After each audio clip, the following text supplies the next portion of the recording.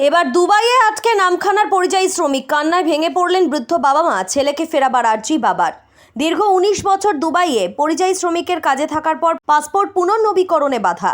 দুবাইয়ে আটকে ছেলে অর্থাহারে অনাহারে রাস্তায় রাস্তায় ঘুরছে।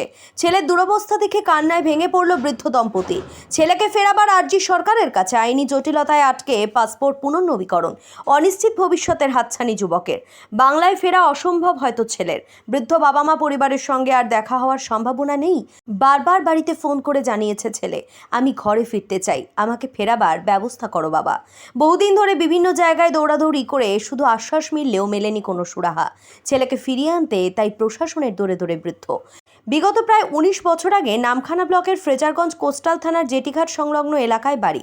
বিপুল বেতাল নাম, বাবা মিঠুন বেতাল। সংসারের আর্থিক অনটনের জ্বালায় দুবাইয়ে পরিযায়ী শ্রমিকের কাজ করার জন্য রওনা দেয় বৈধ পাসপোর্ট ভিসা নিয়ে। তারপর থেকে কয়েকবার আসা যাওয়া হয়েছে। সঠিক নিয়মে পুনর্নবীকরণের আবেদন করে ফেব্রুয়ারি মাসে ২০২৫-এ। বেশ কয়েক মাস কেটে গেলেও এখনও কোনো ডাক পড়েনি, যা প্রশাসনিক গাফিলতিতেই হয়েছে। অভিযোগকারীর দাবি, নিয়ম অনুযায়ী নামখানা ফ্রেজারগঞ্জ ডিআইবি অফিসে রিনিউয়ালের ভেরিফিকেশনের জন্য কাগজ আসে, কিন্তু অফিসের পক্ষ থেকেই তাদের সঙ্গে কোনো যোগাযোগ করা হয়নি। কোনো চিঠিও দেওয়া হয়নি, ডাকাও হয়নি। দুঃখের বিষয়, এনওসি কাগজটি অবজেকশন করে ফিরিয়ে দেওয়া হয়। পুনরায় রিনিউয়ালের কাগজ আবেদন করেও মিলছে না সুরাহা। বহুদিন আগে থেকে এখান থেকে পাঠালেও সেই কাগজ দুবাইয়ে পৌঁছয়নি। মাঝপথে কোথাও না কোথাও আটকে রয়েছে দাবি অভিযোগকারী বাবা মিঠুন দাসের। তার জন্য প্রায় কয়েক মাস ধরে Kolkata RPO office, Kakdwip DID office, সমস্ত জায়গায় ঘুরে বেড়াচ্ছেন। আশ্বাস মিলেছে, মেলেনি সুরাহা।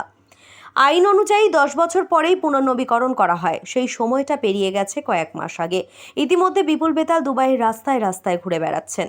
প্রশাসনিক নিয়ম অনুযায়ী প্রতিদিন ফাইন দিতে না পারলেই জেলে যেতে হবে। আর জেলে যাওয়া মানে অনিশ্চিত ভবিষ্যৎ।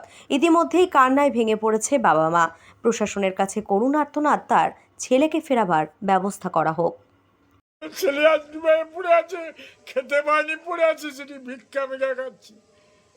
তাকে জেলে ঢুকাই দিতে হবে, এমন অবস্থায় আছে সে।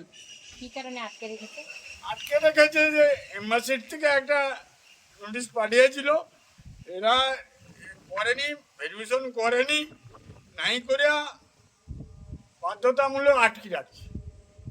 ভেরিফিকেশন করার জন্য আমার ছেলে এম্বাসির থেকে পাঠিয়ে দিল জানুয়ারি ফেব্রুয়ারি মাসে। তারপর রিনিউয়াল করার পর পাঠিয়ে দিয়েছে এখান থেকে, মানে আমার এই কোস্টাল থেকে এসপি পর্যন্ত পাঠিয়েছে। এসপি অফিসারও বলছে যে পাঠিয়ে দিয়েছে ওরা, আমি কিছু করার ক্ষমতা নেই।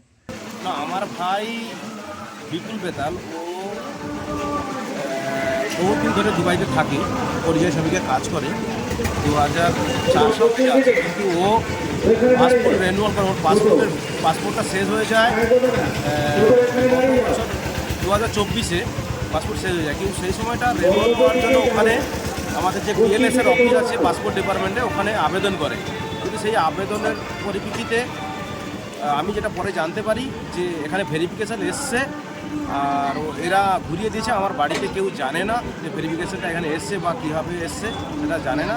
আমি ইনকোয়ারি করে খোঁজখবর করে দেখি যে ভেরিফিকেশানটা হয়নি বলে ও পাসপোর্টটা পায়নি ওখানে। আমি আবেদন রাখছি যাতে। এখন কোন অবস্থায় আছে? এখন ভিসা নাই, ভিসা শেষ হয়ে গেছে। অ্যাকচুয়ালি ওখানে ভিসা না থাকলে বহুত আনলিগেল হয়ে যায়। ওখানে পুলিশ যে কোনো মুহূর্তে ওকে তুলে নিয়ে জেলে করে দিবে, আর না হলে অনেক বিগ অ্যামাউন্টের ফাইন মারবে ওকে, যেটা সম্ভব নয় ওর দ্বারা। আমি বাড়িতে মা বাবা যে সিচুয়েশান, মা বাবা প্রচুর কান্নাকাটি করছে, ছেলে আসছে না, এখানে বাড়ি আসতে পারছে না। তার ফ্যামিলিও আছে, তারাও চিন্তায় প্রচুর ব্যস্ত আছে যে বাড়ি আসতে পারছে না। সবাই এই জন্য একটি ব্যস্ত হয়ে পড়েছে যে ছেলে কীভাবে বাড়ি আসবে বা কীভাবে থাকবে।